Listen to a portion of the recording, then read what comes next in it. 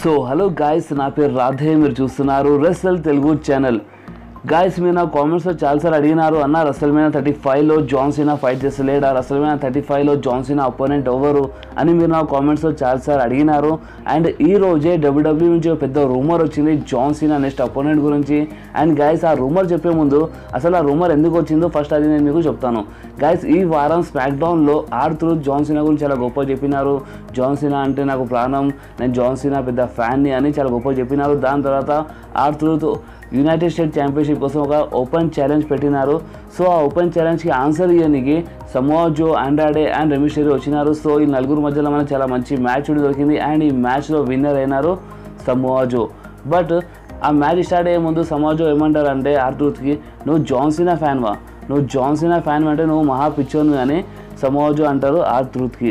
So అందుకనే guys, మనకి ఇప్పుడు ఏం రూమర్స్ వస్తున్నాయంటే రెస్సల్మేనియా 35లో జాన్ సీనా వర్సెస్ సమోవా జో మధ్యలో ఒక షాన్దార్ మ్యాచ్ దొరుకుతాయంటే అది బి యునైటెడ్ స్టేట్స్ ఛాంపియన్షిప్ కోసం. అవును గాయస్, ఇప్పుడు మనకి డబ్ల్యూడబ్ల్యూ నుంచి చాలా పెద్ద రూమర్స్ వస్తున్నాయి. రెస్సల్మేనియా 35లో జాన్ సీనా సమోవా జోతో ఫైట్ చేస్తారంట, అది బి యునైటెడ్ స్టేట్స్ ఛాంపియన్షిప్ కోసం. అండ్ గాయస్, ఆ మ్యాచ్లో జాన్ సీనా విన్ అవుతారనివి రూమర్స్ వస్తున్నాయి మనకి.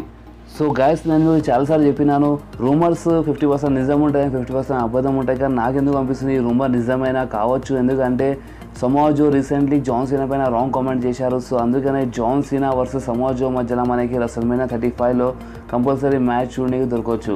సో గాయస్, ఈ వీడియోలో నేను మీకు జాన్ సీనా నెక్స్ట్ అపోనెంట్ గురించి అండ్ జాన్ సీనా రెస్సల్మేనియా మ్యాచ్ గురించి ఒక పెద్ద అప్డేట్ ఇచ్చినాను. ఈ అప్డేట్ మీకు మంచిగా అనిపిస్తే మీరు ఈ వీడియోని కంపల్సరీ లైక్ చేయండి, మీ ఫ్రెండ్స్లో షేర్ చేయండి, మా ఛానల్ని సబ్స్క్రైబ్ చేసి ఆ గంటని కంపల్సరీ ప్రెస్ చేయండి. ఎందుకంటే నేను ఎప్పుడైనా వీడియో అప్లోడ్ చేస్తే మీ ఫోన్లో ఆటోమేటిక్గా నోటిఫికేషన్ వచ్చేస్తుంది.